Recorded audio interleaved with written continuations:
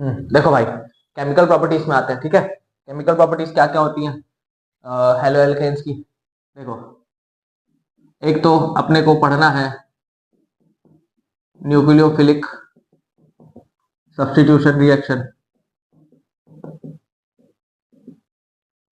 SN1 SN2 ये सब। ठीक, एलिमिनेशन रिएक्शन पढ़ना है, एलिमिनेशन रिएक्शन। ठीक, इसमें आपको रिडक्शन रिएक्शन पढ़ना है। ठीक, रिएक्शन विथ मेटल पढ़ेंगे, रिएक्शन विथ मेटल। फिर हम लोग इसमें पढ़ेंगे रीअरेंजमेंट रिएक्शन। ठीक है, रीअरेंजमेंट रिएक्शंस, तो ये अपने को पढ़ना है। ठीक, एक एक करके चालू करते हैं। सबसे पहले हम लोग बात करते हैं न्यूक्लियोफिलिक सब्स्टिट्यूशन रिएक्शन की। ठीक है, तो पहले होता क्या है ये देख लो, है ना। पहले बात करेंगे हम लोग पहले नंबर पे सब्स्टिट्यूशन रिएक्शन, न्यूक्लियोफिलिक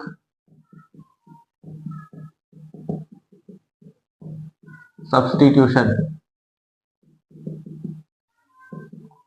रिएक्शन। ठीक, इसकी बात करते हैं हम न्यूक्लियोफिलिक सब्स्टिट्यूशन। सबसे पहले बात करते हैं न्यूक्लियोफाइल क्या होता है। न्यूक्लियोफाइल, न्यूक्लियोफाइल मतलब न्यूक्लियस लविंग स्पीसीज। और न्यूक्लियस में कौन होता है, प्रोटॉन पॉजिटिव चार्ज होता है ना, तो पॉजिटिव लविंग स्पीसीज। ठीक, वो स्पीसीज जिसको पॉजिटिव चार्ज से मोहब्बत हो। अब अगर वो पॉजिटिव लविंग है तो इसके पास क्या होगा, न्यूक्लियोफाइल के पास डज हैव इलेक्ट्रॉन डेंसिटी और नेगेटिव चार्ज। मतलब इसके पास क्या होना चाहिए, इलेक्ट्रॉन डेंसिटी हो या नेगेटिव चार्ज हो। जैसे मान लो एग्जांपल में लिखता हूं OH माइनस, OH माइनस देखो नेगेटिव चार्ज है, तो ये क्या हो जाएगा, ये न्यूक्लियोफाइल हो जाएगा। ठीक, अच्छा अगर मैंने लिखा H2O, देखो इसमें चार्ज नहीं है लेकिन इलेक्ट्रॉन डेंसिटी है, लोन पेयर है ना इसके पास, तो ये भी क्या हो जाएगा, न्यूक्लियोफाइल। वो अलग बात है, ये स्ट्रांग होगा और ये वाला वीक, चार्ज वाला ना, चार्ज वाले न्यूक्लियोफाइल स्ट्रांग होता है। बस सिंपल सा एग्जांपल है। अब न्यूक्लियोफिलिक सब्स्टिट्यूशन होता क्या है, देखो ये आपका एल्किल हैलाइड है। ठीक है, R X, ये एल्किल हैलाइड हुआ। अब न्यूक्लियोफाइल आया यहाँ पर। ठीक, ये न्यूक्लियोफाइल आएगा और यहाँ पर से इस X को सब्स्टिट्यूट करेगा और खुद जुड़ जाएगा। मतलब ये क्या हो जाएगा, R NU और X अलग हो जाएगा। ठीक, समझ में आ रहा है। देखो न्यूक्लियोफाइल आया, X को सब्स्टिट्यूट किया, खुद जुड़ गया। इसी घटना को क्या बोलते हैं, न्यूक्लियोफिलिक सब्स्टिट्यूशन। अब ये दो तरह से करने वाले हैं हम लोग, SN1 से और SN2 से। तो इसको लिख लो, नोट कर लो, फिर आगे चलते हैं। ठीक है, देखो तो हम लोग बात करते हैं SN1 की, न्यूक्लियोफिलिक सब्स्टिट्यूशन यूनिमॉलिक्यूलर। ये क्या होता है, ध्यान से देखना।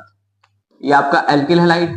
ठीक, ये हुआ एल्किल हैलाइड से सबसे पहले X आपका हट जाता है। ठीक है, वो जुगाड़ से हटेगा, जैसे हटेगा वो देखेंगे। यहाँ से आपका X हट जाएगा, ऐसे करके X निकला। अब जैसे ही X हटेगा, यहाँ पर देखो क्या बना, R पे आया प्लस, मतलब क्या बन गया आपका, कार्बोकेटायन फॉर्म हो गया। क्या बन गया, कार्बोकेटायन। और कार्बोकेटायन है बना, मतलब रीअरेंजमेंट वगैरह भी हो सकता है। कार्बोकेटायन फॉर्म हुआ, अब न्यूक्लियोफाइल इस पे अटैक करेगा, तो न्यूक्लियोफाइल इस पे अटैक हो जाएगा, तो क्या बन जाएगा, RNU। तो ये होता है SN1। ठीक, थोड़ा सा और समझते हैं, थोड़ा स्टीरियो केमिस्ट्री देखते हैं इसकी ना, stereo chemistry of SN1, stereo chemistry. ध्यान से देखना, सी ये आप बना लो R डैश, और ये आप बना लो R डबल डैश, और यहाँ पर ले लो आप X। ठीक, अब न्यूक्लियोफाइल आया। ठीक है, तो न्यूक्लियोफाइल का अटैक कैसे होगा, पहले सबसे पहले तो X हटेगा। देखो यहाँ से X को हटाओ, चलो एक काम करते हैं, X माइनस वाला स्टेप लिखते हैं। X को हटाओ, X यहाँ से इलेक्ट्रॉन लेके निकलेगा, तो ये कुछ आपको ऐसा दिखेगा अगले स्टेप में। ये देखो C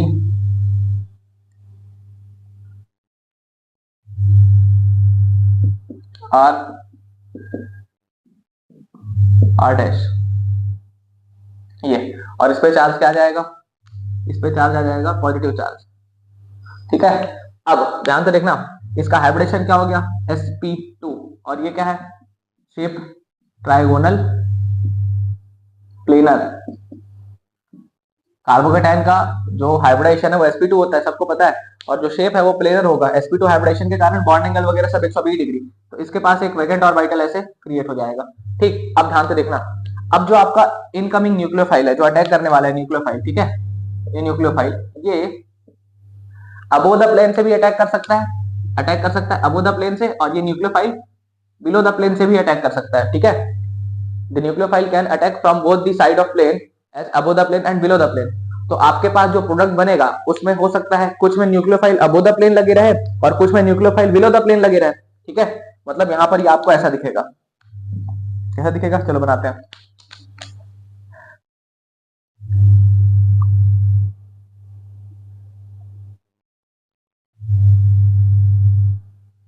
ये न्यूक्लियोफाइल ऊपर दिखा दे रहा हूं, are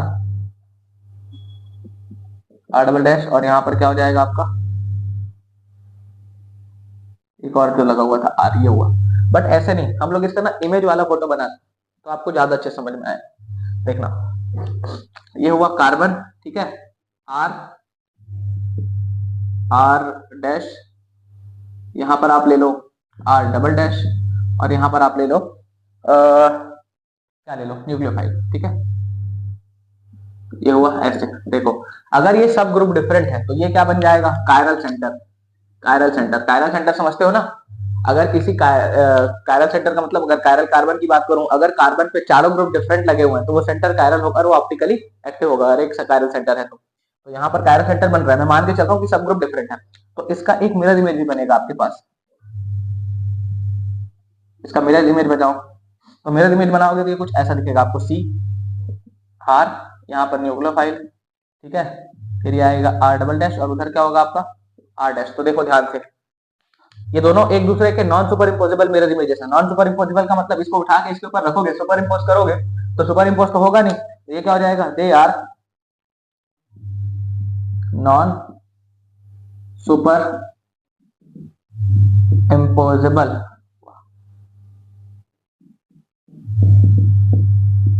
mirror images of each other. ठीक है, एक दूसरे के non superimposable mirror images हैं। ठीक है, they are pair of enantiomers,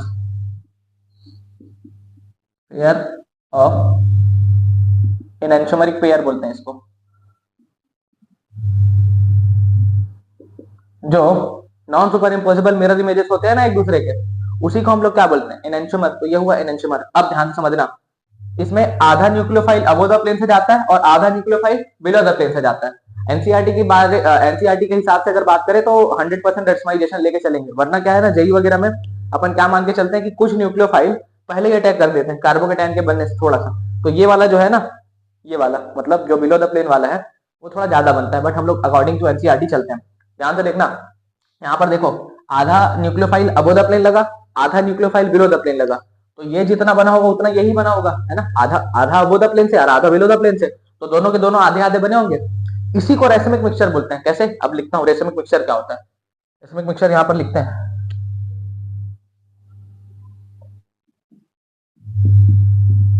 racemic mixture क्या होता है, racemic mixture equimolar mixture of pair of एनेंटियोमर,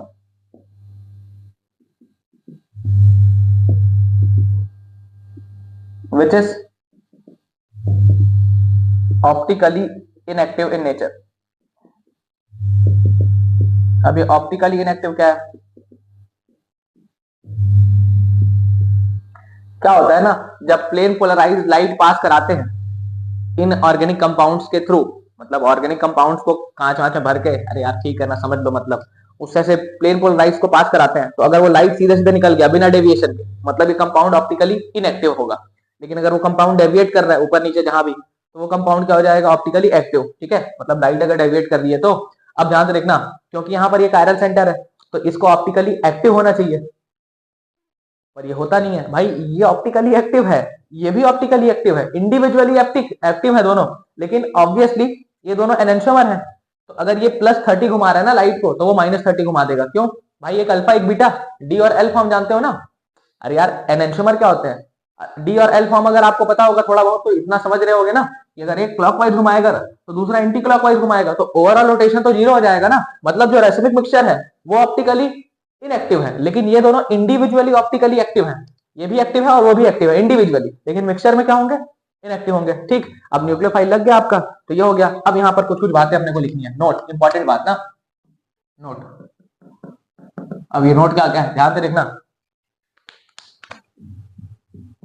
कितने स्टेप की रिएक्शन है, 2 स्टेप की। पहले स्टेप में क्या बना, कार्बोकेटायन, और दूसरे स्टेप में न्यूक्लियोफाइल अटैक किया। तो फॉर्मेशन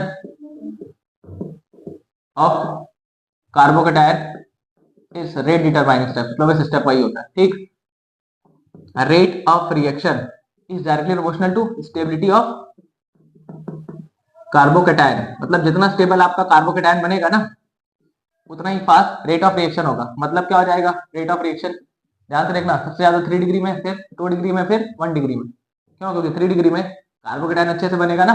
ठीक है, SN1 में। अच्छा, और एक बात, अगर मैं बात करूं इन टर्म्स ऑफ हेलोजन तो रेट ऑफ रिएक्शन कैसा होगा, सबसे ज्यादा RI का, फिर RBr का, फिर RCl का, फिर RI का। ऐसा क्यों भाई, RI नहीं बे, RF।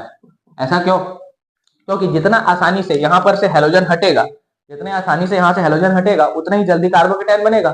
तो यार ये वाला बॉन्ड को तोड़ना सबसे आसान है ना, R और I वाला, as compare to RF RCl। ये वाला बॉन्ड को तोड़ना आसान है, साइज बड़ा है ना तो आसानी से टूट जाता है।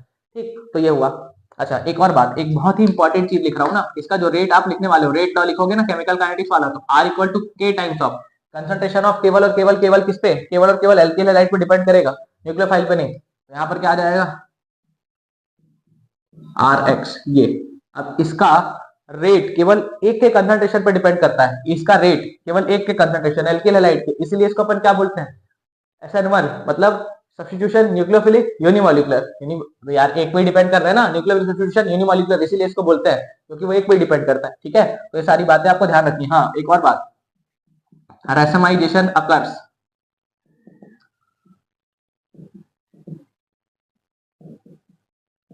एक और बात लिख लो, retention of configuration, retention of configuration. अब ये रिटेंशन क्या होता है, इसको मैं SN2 में बताऊंगा, जब मैं इन्वर्जन बताऊंगा तो समझ जाओगे। Retention of configuration. ठीक, तो इसको नोट कर लो, फिर आगे बढ़ते हैं। ठीक है,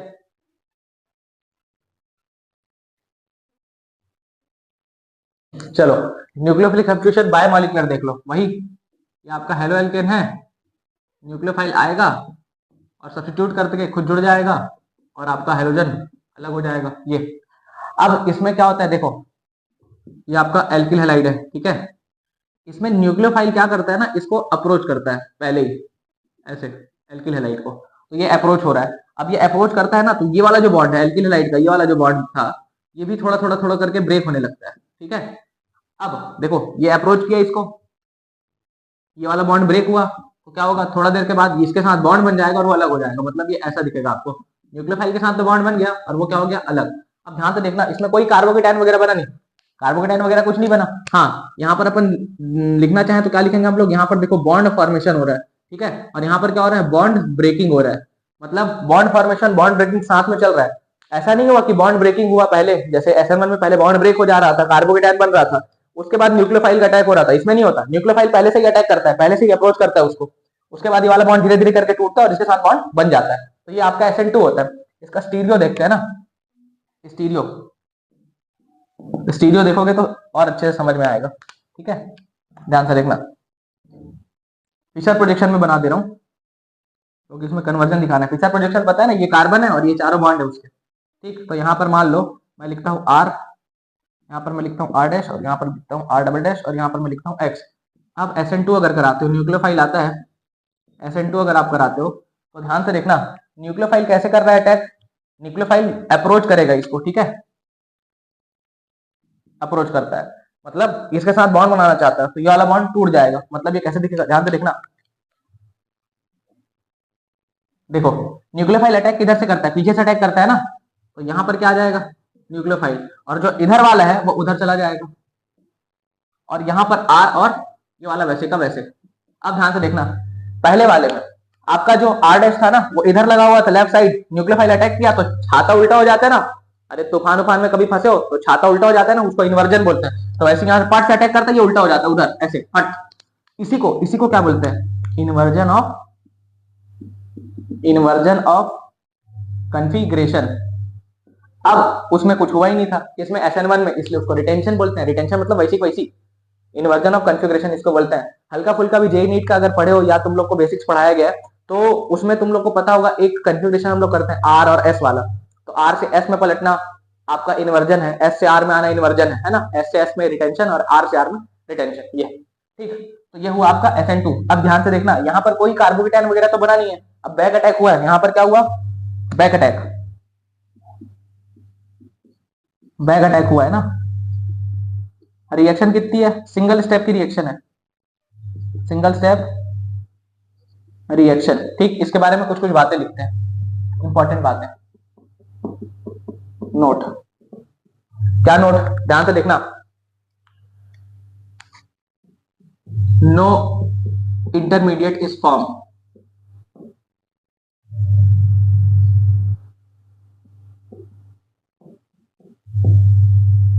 ठीक है ना, अंग्रेजी देख लेना।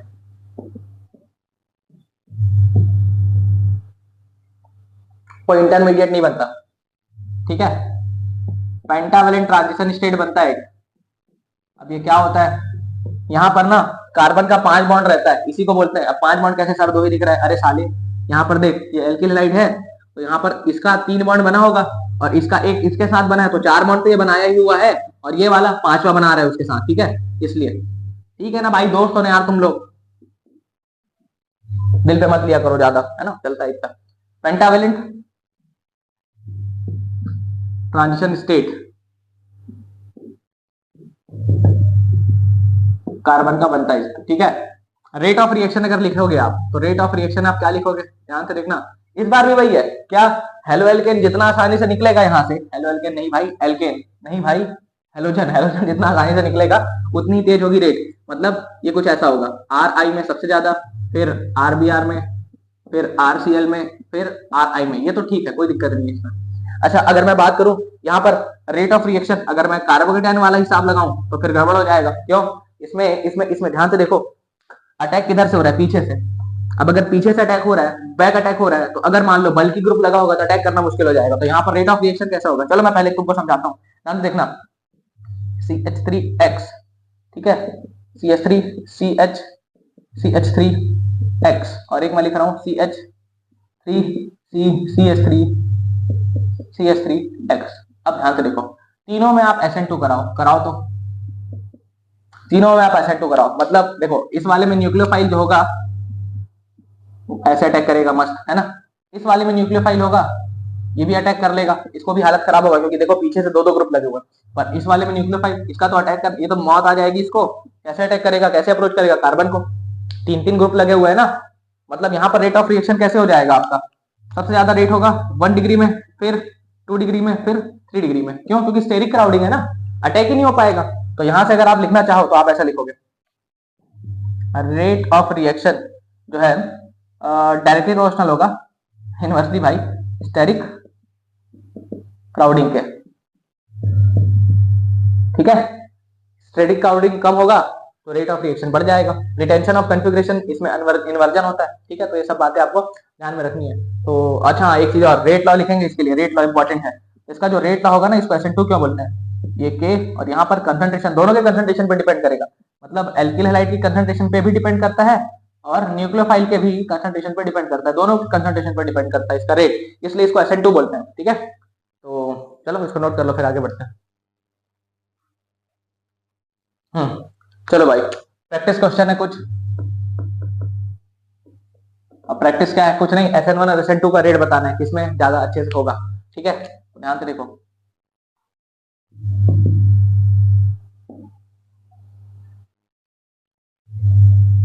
Cl Cl, SN1 के टर्म्स में बताओ, SN1 किसमें अच्छे से होगा, ठीक है।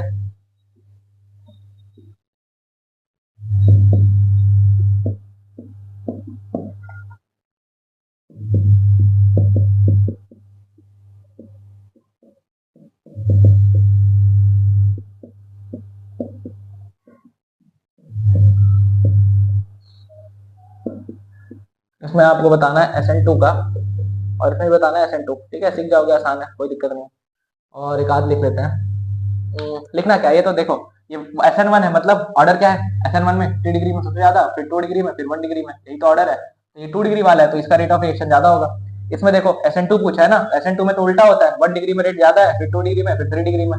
तो यहाँ पर क्या हो जाएगा, ये वाला, नहीं भाई ये वाला, ये 1 डिग्री है ना, मतलब ऑब्वियसली ऐसा अगर आप नॉर्मल सा कंपैरिजन चाहो तो। यहाँ पर देखो SN2 में यही वाला ऑर्डर है, तो ये देखो ये 3 डिग्री है, यहाँ तो SN2 में मर जाओगे, तो ये वाला तेज होगा।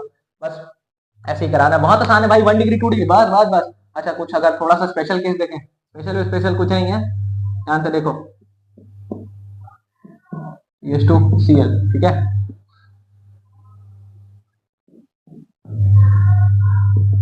CH2 CH2Cl। अब देखो किसमें, तो ध्यान से देखना, इस पे अगर आप हटाते हो ऐसे तो कार्बोकेटायन बनेगा यहाँ पर, जो कि रेजो स्टेबलाइज है, रेजोनेंस है ना रिंग के साथ। और यहाँ पर से अगर आप हटाते हो तो रेजोनेंस नहीं है ना, 1 डिग्री का ये नॉर्मल, तो ऑब्वियसली रेट किसका ज्यादा होगा, इस वाले का, ठीक है। तो बस आराम से आप कर लोगे इस तरह के क्वेश्चन, ठीक है, चलो इसको नोट कर लो, आगे चलते हैं। चलो, सब्स्टिट्यूशन बाय OH ग्रुप, बहुत कुछ कन्वर्जन वाले क्वेश्चन जो तुमको करने रहते हैं ना, वो उसमें बहुत हेल्प होता है, ये सबको अगर आपको आता होगा तो। चलो करते हैं, substitution by alcoholic group, alcoholic नहीं बे, देखो substitution by OH hydroxyl group, hydroxyl, इसको OH को हाइड्रोक्सिल ग्रुप बोलते हैं, ठीक है। अब ध्यान से देखना, जैसे मान लो मैंने रिएक्शन लिखी RCl प्लस, यहाँ पर अगर मैं ऐसे लिख दूं KOH एक्वस, तो आपको प्लस माइनस जोड़ना है, इस पे डेल्टा माइनस है, इस पे डेल्टा प्लस है, इस पे प्लस है, इस पे माइनस है, तो बस प्लस माइनस खेल जाओ, तो यहाँ पर क्या आ जाएगा R और OH, सीधे क्या आ जाएगा ROH, और अलग क्या आ जाएगा KCl, ठीक, सीधे बना लोगे आराम से, बहुत आसानी से बना लोगे, CH3 CH2Cl, अगर एक्वस के H के साथ रिएक्शन कराओगे क्या बनेगा, CH3 CH2OH, ठीक। अच्छा अगर मान लो ये ऐसा लिखा हुआ है Cl, अब क्या कराओगे आप, तो एक काम करो, रुको, यहाँ पर लगाओ, अब क्या करोगे आप, Cl हटाओगे OH लगाओगे, बस तो ये आराम से बना लोगे। सब्स्टिट्यूशन बाय एल्कोक्सी ग्रुप है ना, अब ध्यान से देखना, ये आपका RCl है, RH लिख लो, और यहाँ पर आप बना लो NaOR, एल्कोक्सी ग्रुप, OR, ये एल्कोक्सी ग्रुप होता है, सोडियम एल्कोक्साइड बोलते हैं इसको, NaOR। अच्छा हाँ, ये विलियमसन ईथर सिंथेसिस है ना, Williamson ether synthesis, alcohol phenol ether पे पढ़ते हैं ना जो, विलियमसन ईथर सिंथेसिस, ठीक। अब Na पे वही, इस पे प्लस, इस पे माइनस, इस पे प्लस और इस पे माइनस, तो प्लस माइनस खेल जाओ, तो यहाँ पर क्या आ जाएगा ROR और NaX अलग हो जाएगा, बहुत आसान है। जैसे मान लो CH3 CH2Cl, इसकी रिएक्शन है NaOCH3 सोडियम मेथॉक्साइड के साथ, तो यहाँ पर OCH3 यहाँ जुड़ेगा, इस पे माइनस है ना, देखो इस पे प्लस है, इस पे माइनस है, और इस पे माइनस है, इस पे प्लस है, ऐसे खेल जाओ, तो यहाँ पर क्या आ जाएगा CH3 CH2 और यहाँ पर OCH3, पता, बहुत आसान है यार। जैसे मान लो ये लिखा रहता CH3 Br, और यहाँ पर NaOCH3, क्या बनाते आप, NaBr अलग करते हैं, CH3 और यहाँ पर अलग क्या हो जाता, NaBr, ये अलग हो जाता, बहुत आसान है, सिंपल सी रिएक्शन है, ठीक है। अच्छा हाँ, SN2 वाला पार्ट है ये, अब SN1 SN2 कैसे पता चलेगा, स्ट्रॉन्ग न्यूक्लियोफाइल दिखता है ना, अगर जैसे OH माइनस स्ट्रॉन्ग न्यूक्लियोफाइल, तो SN2 करा देना, स्ट्रॉन्ग न्यूक्लियोफाइल में SN2 होता है, और वीक वाले में जनरली SN1 फेवर होता है। अभी कैसे होगा देखना, समझना है भाई, देखो जेई और नीट में ही सॉल्वेंट वगैरह अपन पढ़ाते हैं, इफेक्ट ऑफ सॉल्वेंट वगैरह, इसमें उतना कुछ का जरूरत नहीं है, सीधे सीधे आप बना लोगे, प्रोडक्ट बन जाएगा, ठीक है। तो जेई और नीट वाले वीडियो में आप लोग का दोबारा स्वागत करूंगा मैं, उसमें देखना पेल के पढ़ाऊंगा। चलो, substitution by alkynyl group, alkynes बनाते हैं ना, तो उसके लिए ध्यान से देखो, सबसे पहले आप क्या करो, एक काम करो, एक आप एल्काइन लो, CH ट्रिपल बॉन्ड CH, इसकी रिएक्शन कराओ Na के साथ, तो वही है, हाइड्रोजन अलग हो जाएगा, और यहाँ पर आ जाएगा, क्योंकि टर्मिनल एल्काइन है, एसिडिक होता है नेचर में, मतलब ये H दे सकता है, तो C ये बनेगा HC triple bond C minus Na plus, ये ऐसा आएगा, ठीक। अब इसकी रिएक्शन आपको करानी है, जैसे मान लो ये मैंने लिखा RX, अगर इसकी रिएक्शन में कराता हूँ इसके साथ HC triple bond C minus Na plus, वही फिर प्लस माइनस खेलो, इस पे माइनस इस पे प्लस लगाओ, तो क्या बन जाएगा R, और यहाँ पर क्या आ जाएगा R, यहाँ पर क्या आ जाएगा C ट्रिपल बॉन्ड, यहाँ पर क्या आ जाएगा CH, ये हुआ, और यहाँ पर क्या आ जाएगा NaX, ये हुआ, बहुत आसान है यार, देखो इस पे माइनस था, इस पे जोड़ दिया, यही तो होगा। इस पे माइनस था, आर के साथ जुड़ गया, ये लो, और ये सी एच और ये NH अलग हो गया। जैसे मान लो अगर मेरे को एक रिएक्शन लिखनी हो, जैसे मान लो ये लिखता हूँ CH3Cl, इसकी रिएक्शन है HC ट्रिपल बॉन्ड CNA। तो ये देखो CH3Cl है, अब बनेगा क्या, एक दो तीन कार्बन है तो प्रोपाइन बनेगा। कैसे बनेगा, देखो CH3 ये हुआ, इस पे C ट्रिपल बॉन्ड CH और NaCl अलग हो जाएगा, और इसको आप प्रोपाइन ही तो बोलोगे। देखो बहुत आसान है। सब्स्टिट्यूशन बाय साइनो ग्रुप, हाँ ये थोड़ा इंपॉर्टेंट है, क्यों, क्योंकि यहाँ पर कोवेलेंट और आयनिक को ध्यान रखना पड़ेगा। एक में साइनो बनता है और एक में आइसो साइनो बनता है, कब कब कैसे कैसे ध्यान से समझना। अगर मैं अगर मैं रिएक्शन कराऊं RCl, RH लिखो, RH की रिएक्शन में अगर कराता हूँ KCl, K plus Cn minus, तो सीधे जोड़ दो Cn माइनस, ये क्या बन जाएगा RCl। ठीक है, कोई दिक्कत नहीं है। अब अब यहाँ पर एक इंपॉर्टेंट है ना, यहीं पर लिख देता हूँ, रुको। पांचवा, सब्स्टिट्यूशन बाय आइसोसाइनो। अब आइसोसाइनो ग्रुप क्या होता है, एनसी वाला यार, एनसी। तो यहाँ पर ध्यान से देखना, अगर मैं रिएक्शन कराता हूँ एल्किल हैलाइड की AgCN के साथ, किसके साथ, AgCN के साथ, तो क्या बनेगा RNC, आइसोसाइनाइड बनेगा। समझ रहे हो, NC क्यों होता है ऐसा, ध्यान से देखना। ये जो K प्लस Cn माइनस है ना, K प्लस Cn माइनस, ये तो आयनिक है नेचर में, K प्लस Cn माइनस, तो कैसे बनाओगे आप, K प्लस और Cn minus, C triple bond N minus, यही तो बनेगा। तो N अटैक करेगा, ऐसा है क्या, नहीं भाई, ध्यान से देखना, K प्लस और Cn माइनस तोड़ो, तो K प्लस को तो अलग लिख देते हैं, अब Cn माइनस को बनाओ, तो 3 बॉन्ड तो नाइट्रोजन बना लिया, कोई दिक्कत नहीं है। तो माइनस चार्ज किस पे होगा, कार्बन पे, तो अटैक कौन करेगा, कार्बन अटैक करेगा, तो कार्बन जुड़ा, देखो Cn। अब यहाँ पर AgCN, ये जो AgCN होता है ना, AgCN ये कोवेलेंट होता है, क्या होता है, कोवेलेंट। अब अगर ये कोवेलेंट है तो ध्यान से देखना, ये कैसा दिखेगा आपको, AgC ट्रिपल बॉन्ड N। ध्यान से देखो, कार्बन के पास कोई लोन पेयर है, घंटा लोन पेयर नहीं है इसके पास, 4 बॉन्ड तो बनाया है, लेकिन नाइट्रोजन के पास लोन पेयर है, 3 बॉन्ड पेयर और 1 लोन पेयर होता है ना, तो 1 लोन पेयर है तो ये डोनेट कर सकता है, मतलब डोनेट कौन करेगा, नाइट्रोजन, और नाइट्रोजन अगर डोनेट करेगा तो बॉन्ड कौन बनाएगा, नाइट्रोजन, तो नाइट्रोजन बॉन्ड बनाए। ठीक है, तो एक में बनाना है आपको साइनाइड और एक में क्या बनाना है, आइसोसाइनाइड। बहुत सिंपल सी रिएक्शन है, नोट कर लो, फिर आगे चलते हैं। चलो भाई, सब्स्टिट्यूशन बाय अमीनो ग्रुप, ठीक है, ध्यान से देखना, RH से आपका अगर इसकी रिएक्शन करा दो आप अमोनिया के साथ, अमोनोलिसिस बोलते हैं इसको, अमीन वाले चैप्टर में पढ़ाते हैं, तो एक H और एक X को हटा दो, HH बना दो, और यहाँ पर क्या बना दो, RNH2। ठीक है, यहाँ पर क्या आ जाएगा, HX। ठीक, तो यही होता है, बहुत ही आसान है। जैसे मान लो CH3Cl की रिएक्शन आप करा रहे हो अमोनिया के साथ, तो एक H एक Cl उड़ा दो, क्या बन जाएगा, CH3NH2, क्या बन जाएगा, CH3NH2, और साथ में क्या अलग हो जाएगा, HCl। ठीक है, अच्छा अगर अगर अगर ये एक्सेस में, इफ अगर ये एक्सेस में रहा, तो दोबारा रिएक्शन करेगा किसके साथ, अमोनिया के साथ, नहीं HCl के साथ। कैसे, ध्यान से देखना, नहीं ध्यान से समझना पहले, देखो ये है CH3Cl है कि नहीं, ये बना है आपका CH3NH2, बना है कि नहीं बना है, तो यहाँ से एक Cl उड़ाओ, फिर से यहाँ से एक Cl उड़ाओ और यहाँ से एक H उड़ाओ, और जो बन रहा है उसको बनाओ, क्या बन रहा है, देखो CH3NH और एक क्या लग जाएगा, CH3, ये वापस रिएक्शन करेगा किसके साथ, वही CH3Cl, आपका एक्सेस में है ना, तो CH3Cl अगर एक्सेस में है तो यहाँ से फिर से एक H उड़ाओ, मतलब यहाँ से एक H उड़ाओगे यहाँ से, और यहाँ से एक Cl उड़ाओ, तो क्या बन जाएगा, CH3C, नहीं भाई N, एक CH3 लगा ही हुआ था, एक H हट के फिर से क्या आ जाएगा, CH3, और अलग क्या हो जाएगा आपका HCl, यहाँ पर भी अलग क्या हो जाएगा, HCl, HCl। बहुत सिंपल है ना, अगर ये एक्सेस में होता है ऐसा करते हैं। This reaction is known as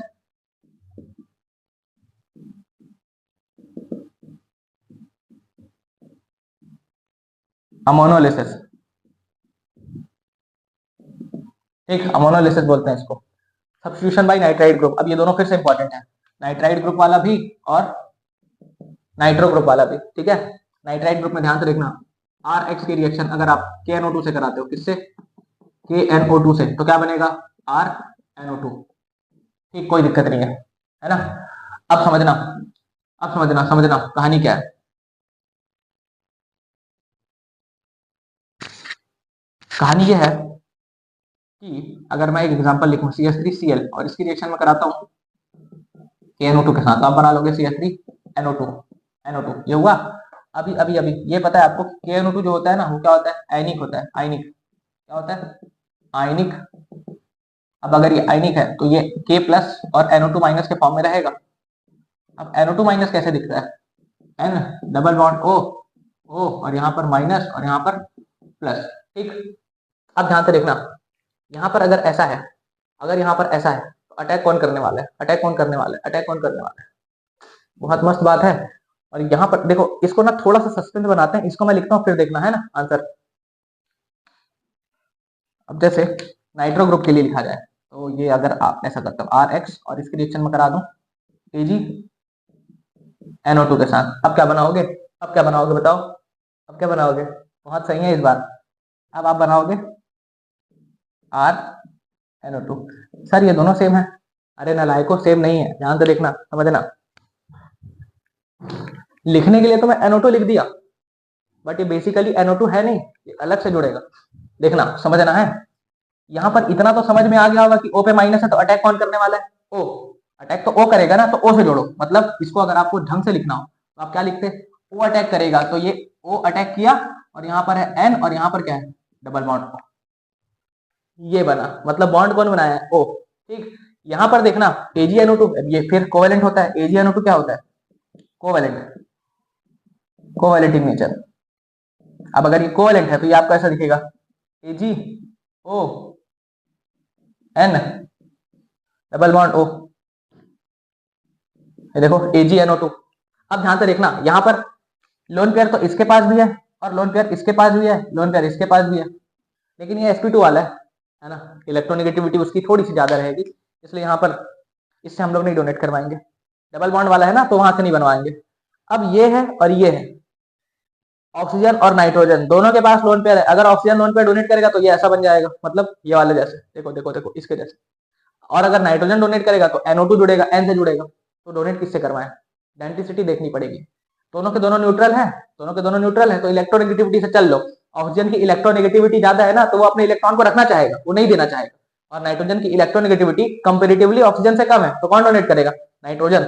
मतलब कंपाउंड आपका ऐसा बनेगा, जैसे मान लो CH3Cl, इसकी रिएक्शन अगर आप AgNO2 से कराते हो तो डोनेट कौन करने वाला है, नाइट्रोजन डोनेट करेगा। और ये ऐसा बनेगा CH3N double bond O minus और ये प्लस, ये ऐसा बनेगा।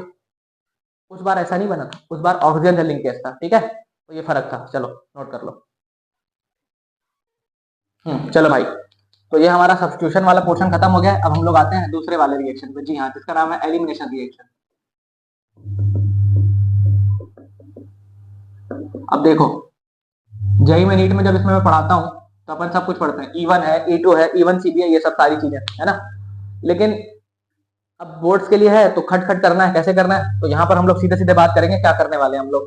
मैग्नीशियम वगैरह में ज्यादा कुछ लिख नहीं रहा हूँ, मैं सीधे बता रहा हूँ क्या करना है। जैसे मान लो, ध्यान से देखना, CH3 CH2 Cl, alcoholic KOH इसमें लिया जाता है। क्या लिया जाता है, एल्कोहलिक KOH। ठीक, एक्वस लोगे तो SN2 हो जाएगा, एल्कोहलिक है, ध्यान रखना। एल्कोहलिक KOH लिए।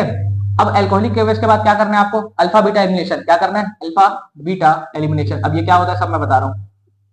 ठीक, और बनेगा आपके पास एल्कीन, ये हुआ। ठीक है, क्या बन गया, एल्कीन। अल्फा बीटा एलिमिनेशन का मतलब क्या होता है, अल्फा बीटा एलिमिनेशन मतलब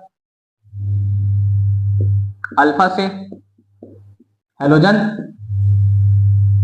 बीटा से हाइड्रोजन उड़ा दो एंड डबल बॉन्ड बना दो।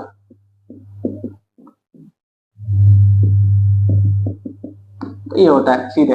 ठीक, जैसे मैं अगर कुछ रिएक्शंस लिखूं तो आपको सीधे सीधे समझना है। जैसे मान लो, ध्यान से देखना, ठीक है, ये है Cl। अब इसकी रिएक्शन में कराता हूं एल्कोहलिक KOH। तो वही है, अल्फा बीटा पहचानने आता है ना, जिसपे हेलोजन जुड़ा है उसको अल्फा कार्बन। तो ये आपका अल्फा कार्बन हो गया, ये बीटा कार्बन और ये भी इसका बीटा कार्बन है। अब इससे उड़ाएं या इससे उड़ाएं, दोनों से उड़ाओ, मेजर माइनर लिखेंगे फिर। तो अगर मान लो मैं बीटा इससे उड़ाता हूं तो डबल बॉन्ड यहां पर आएगा इसके बीच, ये आपको एक प्रोडक्ट तो ऐसा दिखेगा। ठीक है,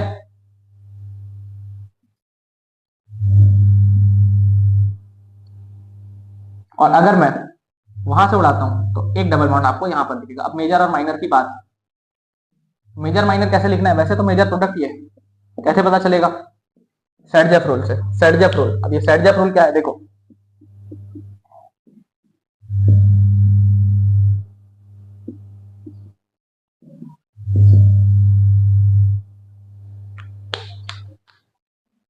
सेट-जेफ रूल का मतलब आपको एलिमिनेशन हाइड्रोजन का वहां से करना है जहां से मोर स्टेबल एल्कीन बने, मतलब more hindered alkene will be major. बोले तो हाइड्रोजन वहां से उड़ाओ जहां से मोर स्टेबल एल्कीन बने, मोर स्टेबल। अब मोर स्टेबल एल्कीन कैसे पता चलेगा गुरुजी? कुछ नहीं भाई, अल्फा हाइड्रोजन गिनो। देखो यहाँ पर ये वाला आपका एल्कीन है तो ये वाला उसका अल्फा कार्बन हो गया, ये भी अल्फा कार्बन। अरे एल्कीन के रिस्पेक्ट में ये अल्फा हुआ ना, ये तो हाइड्रोजन के रिस्पेक्ट में, ठीक है। एल्कीन के रिस्पेक्ट में ये दोनों अल्फा हो गए, हाइड्रोजन गिन लो। ध्यान से देखो, एक कार्बन यहाँ पर है ये वाला और एक कार्बन यहाँ पर है, यहाँ पर 3 हाइड्रोजन है और यहाँ पर भी 3 हाइड्रोजन है, तो इसके पास कितने अल्फा हो रहे हैं? 6 अल्फा हाइड्रोजन हो जा रहा है। अब इसके रिस्पेक्ट में तो सिर्फ यही वाला अल्फा कार्बन है, यहाँ पर कितने हाइड्रोजन है? तो 2 अल्फा हाइड्रोजन है, तो ज्यादा किसमें अल्फा हाइड्रोजन है? इसमें, यही मेजर होगा। बस सिंपल, हाँ सर, बस इतना ही करते हैं। बहुत ही आसान रिएक्शन है, बहुत ही आसान है। अच्छा, इसमें भी रेट ऑफ रिएक्शन अगर लिखना रहे आपको, रेट ऑफ रिएक्शन, तो आप रेट ऑफ रिएक्शन क्या लिखोगे? इसमें सबसे ज्यादा होता है 3 डिग्री, फिर 2 डिग्री, फिर 1 डिग्री, ठीक है। E1 E2 की बात करें, कार्बोकेटाइन वगैरह बनाते हैं उन लोग, दोनों नहीं बनाते ना। अब ध्यान से देखना, यहाँ पर आपको समझना है, क्या समझना है, कुछ और क्वेश्चन करते हैं। जैसे मान लो मैंने अगर ये लिखा CH3 CH CH3 CHCl, ठीक, हाँ यही ठीक। अब ध्यान से देखना, अब तो दोनों सेम ही हो जाएगा यार। चलो बनाते हैं अल्कोहलिक KOH के साथ। SN2 कराओगे? नहीं भाई, एलिमिनेशन कराएंगे। तो ध्यान से देखो, अल्फा से तो आपको हेलोजन उड़ाना है, तो यहाँ से तो हेलोजन उड़ा। अब इसका बीटा कौन है? एक बीटा ये है और एक बीटा ये है। ये वाला कार्बन इससे कनेक्टेड है, इससे अरे नालायक, इससे कहाँ कनेक्टेड है नालायको? यहीं से कनेक्टेड है बस, ठीक है। डबल बॉन्ड इन्हीं के बीच में आएगा, तो ये बनेगा CH3 CH double bond CH2 और यहाँ पर क्या आ जाएगा CH3, ठीक है। तो कर लोगे आराम से कर लेंगे सर, ठीक। और कर लेते हैं, जैसे मान लो एक क्वेश्चन करते हैं ना, कन्वर्जन का क्वेश्चन करते हैं।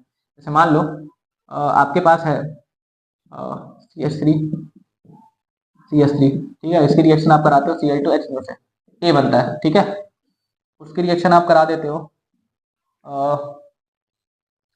उसकी रिएक्शन आप किससे कराओगे? अल्कोहलिक KOH से, कभी बनता है।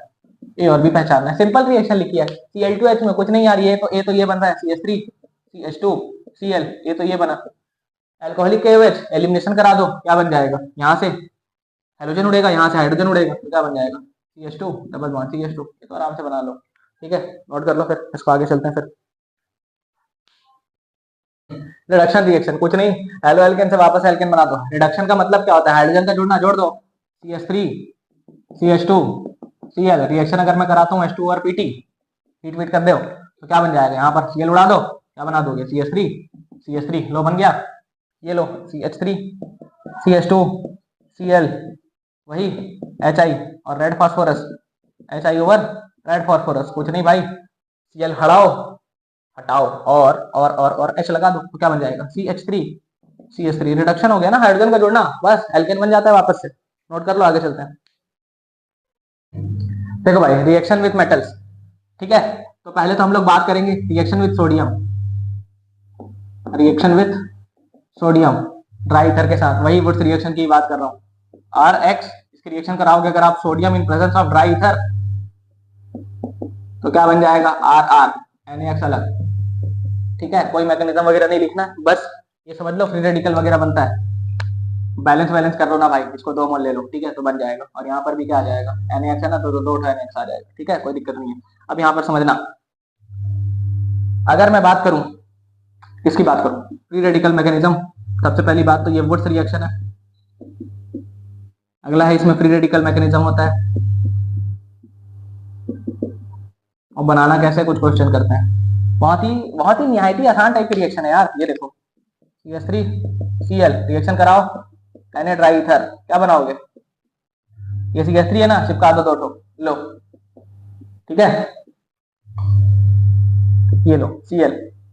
अगर इसकी रिएक्शन कराओगे कितने कार्बन है देखो, 1 2 3 6 कार्बन कर दो, ये लो 6 कार्बन, 1 2 3 4 5 6, बस सीधे। हाँ आराम से ऐसे बनाना है, आराम से बना लोगे भाई। तो ये वुड से रिएक्शन हुआ। इसके बाद बी रिएक्शन विथ मैग्नीशियम, हाँ ये ग्रिग्नार्ड बनेगा।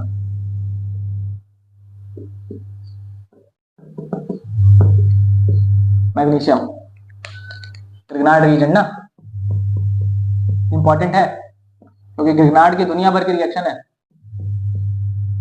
ग्रिग्नार्ड रिएजेंट, तो ग्रिग्नार्ड रिएजेंट क्या होता है ध्यान से देखना। जब आप एल्किल हैलाइड की रिएक्शन कराते हो magnesium in presence of dry ether, तो क्या बनता है ग्रिग्नार्ड, ठीक है, RMgX, जहां पर मोर आयनिक इस पे होता है प्लस और इस पे होता है माइनस, ठीक है, ध्यान से समझना। जैसे मान लो अगर मैंने रिएक्शन लिखी CH3Cl की रिएक्शन है Mg ओवर ड्राई ईथर, तो ग्रिग्नार्ड बन जाएगा। कैसे बनेगा, कुछ नहीं, CH3 MgCl यार, बस बन गया ग्रिग्नार्ड, है ना। अब दुनिया भर की रिएक्शन कर सकता है ग्रिग्नार्ड, है ना। तो ये मेटल के साथ भी रिएक्शन हो गया, छाप लो, आगे चलते फिर। देखो तो जो हमारी पांचवी रिएक्शन थी रीअरेंजमेंट रिएक्शन, हम लोग उसका बात करते हैं। तो रीअरेंजमेंट रिएक्शन बहुत आसानी है, रीअरेंजमेंट रिएक्शन, अरे कुछ नहीं, AlCl3 के साथ रिएक्शन कराओ, आइसोमर बनाओ, ठीक है। या 573 केल्विन टेम्परेचर ले लो, CH3 CH2 CH2Cl, ये है।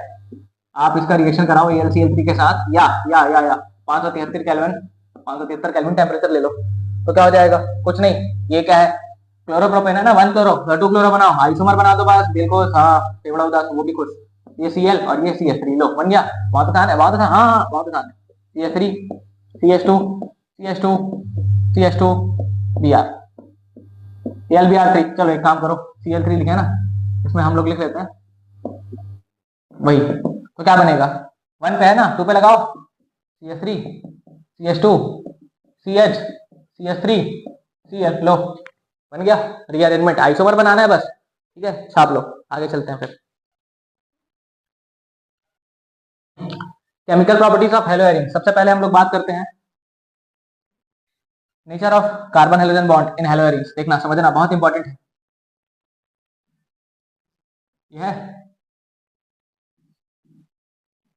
ये मैंने लगाया X। अब ध्यान से देखो, क्योंकि हेलोजन के पास होता है लोन पेयर, तो लोन पेयर है तो यहाँ पर क्या होगा, रेजोनेंस, क्या होगा भाई, रेजो। अब अगर ये रेजोनेंस हुआ मतलब पार्शियल डबल बॉन्ड करेक्ट। अभी चलो बना के दिखाता हूँ, रेजोनेंस कराओ,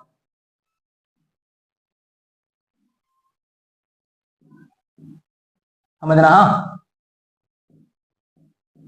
ये मैं जोड़ दिया यहाँ पर Cl, एग्जांपल ले रहा हूँ क्लोरोबेंजीन के, तो ये अपना लोन पेयर ऐसे इसको डोनेट किया रिंग में, कैसा होगा, यहाँ डबल बॉन्ड आएगा। अब यहाँ लोन पेयर अगर ये डोनेट कर रहा है इसको अगर ये डोनेट कर रहा है लोन पेयर, तो यहाँ पर क्या आ जाएगा भाई, डबल बॉन्ड आएगा। लोन पे डोनेट कर रहा है तो ये वाला बॉन्ड इधर घूमेगा ना, इधर घूमेगा तभी तो यहाँ पर माइनस आएगा और यहाँ पर प्लस, तभी तो यहाँ बॉन्ड बनेगा। तो ऐसा दिखेगा आपको,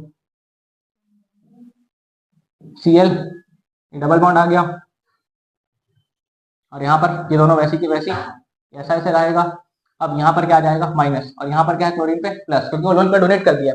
अब ध्यान से देखो, ये माइनस है, ये इलेक्ट्रॉन क्लाउड है, तो यहाँ पर फिर रिपल्शन होगा, तो ये बॉन्ड इधर घूमेगा ऐसे, वाला बॉन्ड इधर जाने का प्रयास करेगा ना, ऐसे घूम के, क्यों दूर जाएगा ना भाई, वो भी निगेटिव है, ठीक है, घुमा दो, ये Cl पे प्लस का प्लस रहने दो, और ये आपका हो जाएगा, यहाँ पर आएगा डबल बॉन्ड, क्योंकि यहाँ पर पूंछ पे प्लस आता है और सिर पे क्या आता है, माइनस, बस, तो यहाँ पर फिर माइनस आ गया, और ये वाला बॉन्ड वैसे का वैसे रहेगा, ठीक रहा। अब ध्यान से देखना, ये वाला बॉन्ड फिर इधर घूमना चाहेगा ऐसे, क्यों, क्योंकि फिर रिपल्शन होगा ना, ये निगेटिव चार्ज है, इसको रिपल्शन मारेगा, तो यहाँ पर फिर से पूंछ पे क्या आता है प्लस और सिर पे क्या आता है माइनस, तो बस ऐसा दिखेगा आपको, मतलब अगले स्टेप में आपको ऐसा दिखने वाला है, Cl पे प्लस, ये बॉन्ड वैसे, यहाँ पर बॉन्ड बना, माइनस और प्लस से बॉन्ड बन गया, और यहाँ पर फिर माइनस आ गया। अब देखो ये वाला फिर रिपल्शन होना चाहेगा, तो ये वाला बॉन्ड ऐसे घूमेगा, ऐसे घूमेगा, ठीक है, यहाँ पर प्लस आएगा, ये कुछ ऐसा दिखेगा आपको Cl, और यहाँ पर क्या है, माइनस और प्लस से यहाँ पर बॉन्ड बन जाएगा, और ये दोनों बॉन्ड वैसे का वैसे थे। अब Cl के पास जो उसका इलेक्ट्रॉन था वो वापस आ गया, तो उसका बॉन्ड खुल गया, सिंगल बॉन्ड हो गया ना। अरे भाई ये वाला बॉन्ड खुल गया ना, इस पे देखो ऐसे करेगा तो इस पे माइनस आएगा, प्लस माइनस से न्यूट्रल हो गया, वो देख न्यूट्रल। अब ध्यान से देखना, अगर मैं इसका हाइब्रिड बनाऊं, हाइब्रिड हाइब्रिड रेजोनेंस हाइब्रिड अगर बनाते हैं तो ये कुछ ऐसा दिखेगा आपको।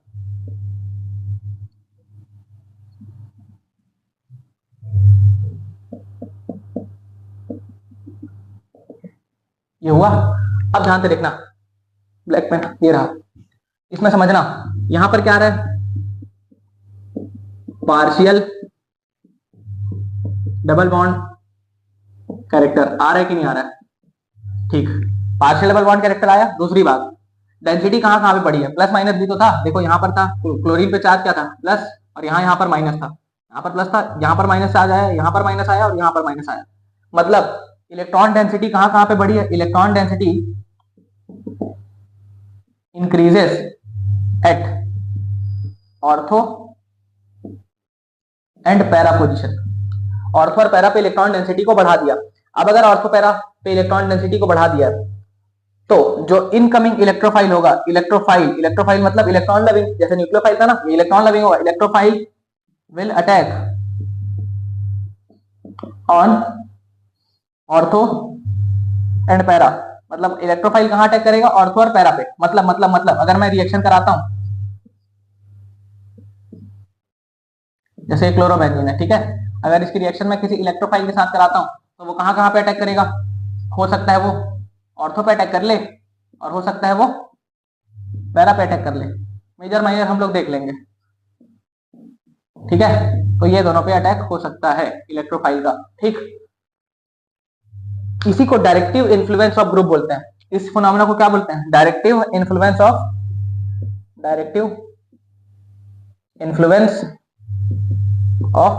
ग्रुप। डायरेक्ट किया ना भाई, इलेक्ट्रोफाइल कहां लगना है उसको बताया, इसलिए। अब ध्यान से देखो, क्योंकि यहाँ पर पार्शियल डबल बॉन्ड कैरेक्टर है, मतलब यहाँ पर अगर आपको न्यूक्लियोफिलिक सब्स्टिट्यूशन करना है, न्यूक्लियोफिलिक सब्स्टिट्यूशन, तो सबसे पहले उसमें क्या होता था, हेलोजन को तोड़ते थे ना, ऐसे ये वाले बॉन्ड को तोड़ते थे, ऐसे इलेक्ट्रॉन लेके जाता था। अब पार्शियल डबल बॉन्ड होने के कारण यहाँ पर देखना, due to partial double bond character, halogens do not undergo nucleophilic substitution reaction।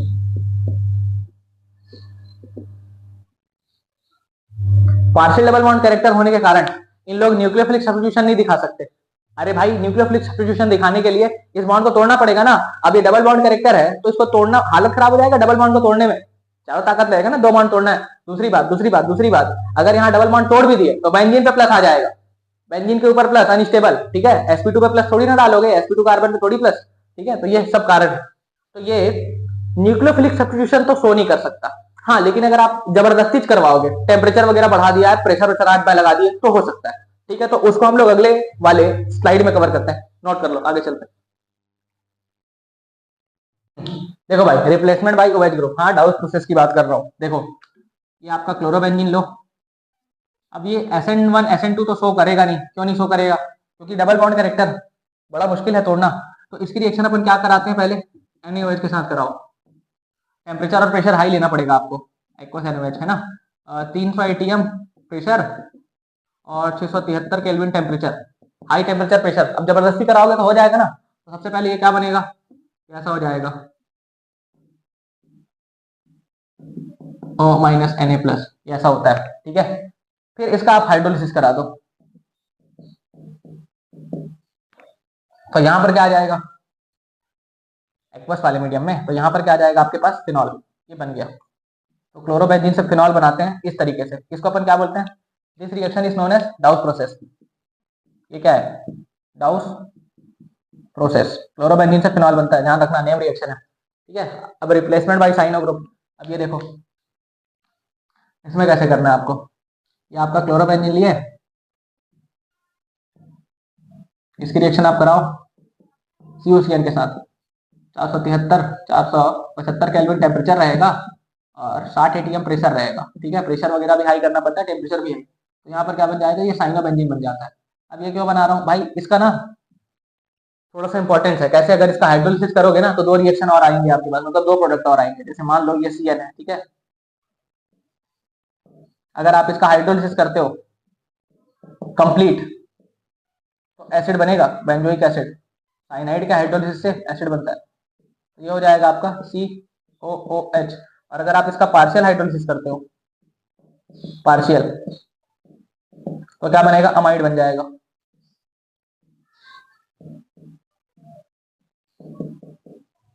ठीक, तो ये दोनों रिएक्शन थी, इसलिए इसको बताया। ठीक है, तो इसको नोट कर लो, फिर आगे चलते हैं।